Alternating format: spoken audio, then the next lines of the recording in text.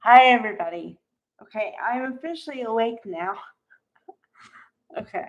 A little bit of a warning. My videos might be a little bit long today because I have a bunch to say about what's going on in the soap opera. So, forewarned. Okay. So they have a big umbrella cluster story going on, and cluster just means to me that it involves a lot of the cast members and also whatever happens to somebody, like they sometimes set things up of like a winner and a loser. Okay, so whoever loses, it's gonna impact not only them but a lot more people. That's why I call it that. Okay.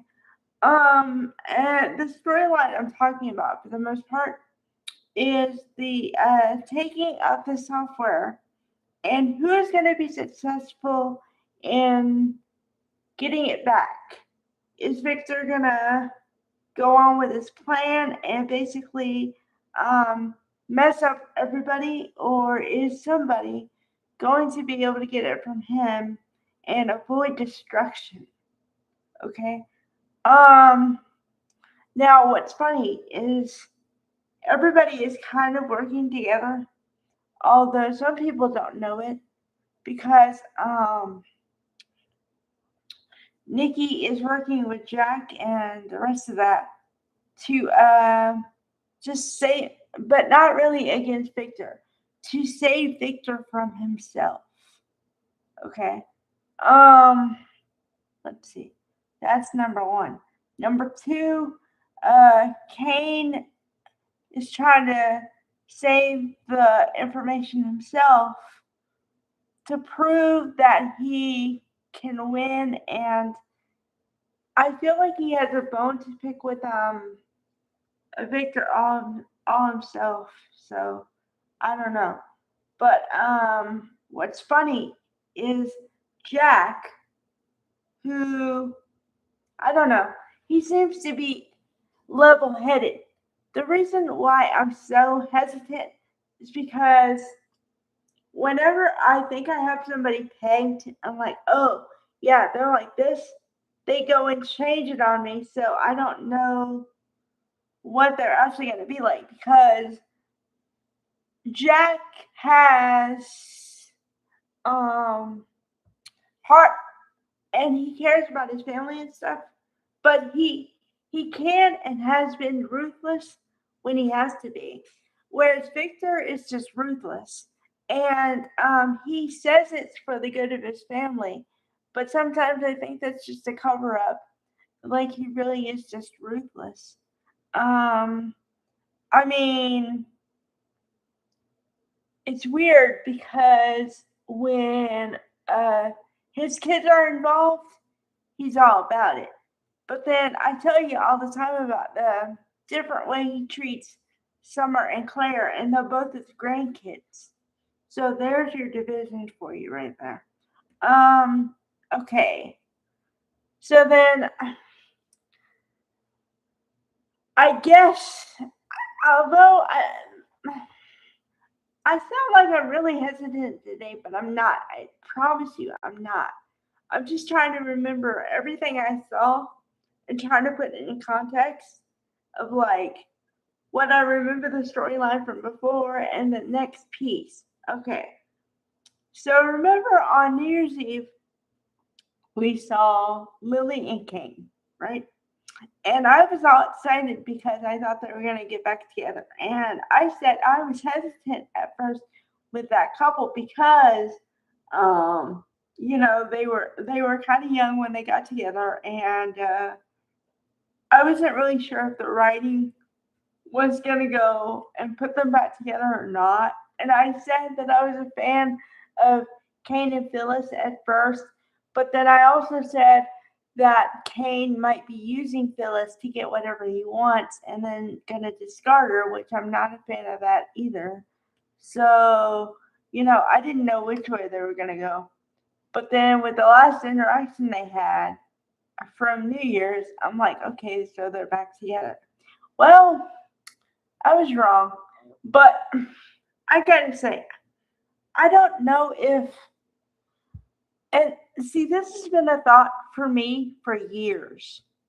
Okay, every time, every time they put somebody together with Lily, it doesn't work out. Daniel and Lily didn't work out. Kane and Lily didn't work out. Lily came back and she was in a relationship with Billy. That didn't work out. And then she was in a relationship with let's see, Daniel again. That didn't work out. Although he really did her bad because they were together and then he got back with his ex-wife or whatever. And then of course he lost her because she unalived unexpectedly. And so, but any kind of person you put Lily with, it doesn't work out. So my question in my own head for years is because it Lily the character doesn't want to be with anybody, or is the actress so hard to work with? I don't know, because you can't tell me that nobody wants to be with her. I don't believe it. You know, I mean, she's a nice looking woman.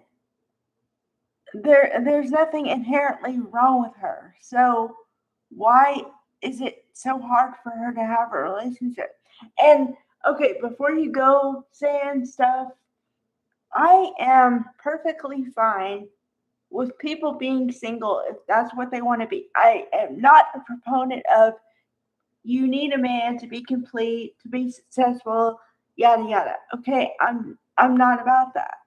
But I'm just saying that, like, if she wanted to be with somebody, why isn't she with somebody? Because she's had more than enough chances to be with anybody. And she just doesn't choose anybody. Why? And the thing is okay,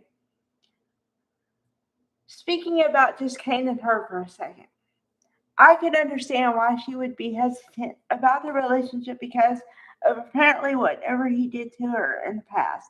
Although I'm not a proponent of holding on to baggage, okay? But apparently they have a lot of baggage together, okay?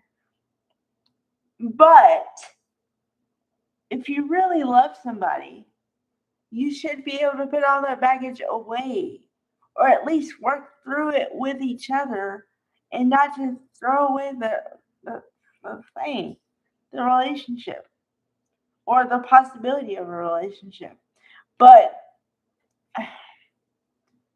the reason I'm so conflicted is because, and I feel bad for Kane, so Billy Flynn is really selling it because I'm like, poor man.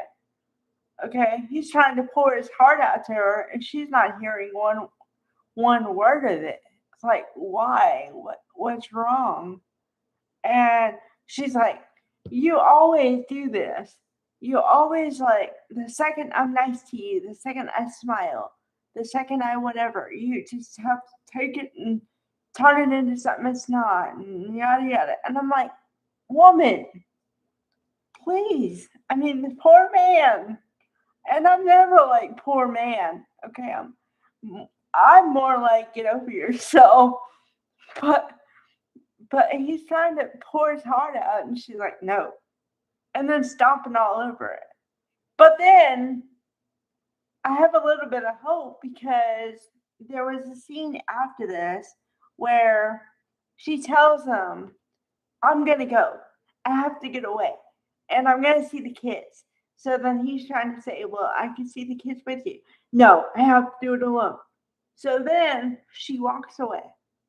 She goes to, I think, the coffee shop or something. And but Esther is not there, so maybe not. But anyway, she's sitting somewhere and she calls Devon on the phone, which is another tactic I hate.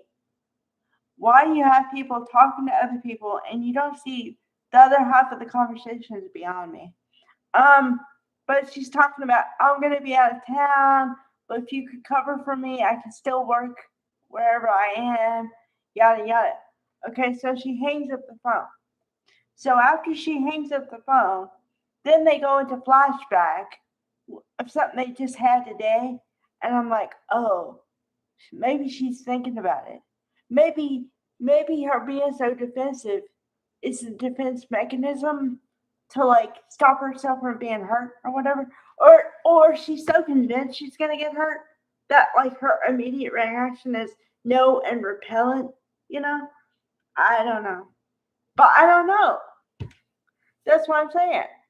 I think, and this is the messed up part, I think we're going to figure out what happened with the software and stuff before we find out what happens with Lily and Kane. And then if you throw Phyllis back in the mix, then you just got yourself a conundrum and a half. So yeah, watch out because it's gonna get good. And it has like bits of being good, but if they don't resolve it kind of quick here, I'm gonna be kind of pissed off because yet another thing that they build and build and build and build, and you're waiting for the payoff, and it's like you're never gonna get it. So I don't know. Okay. Bye guys.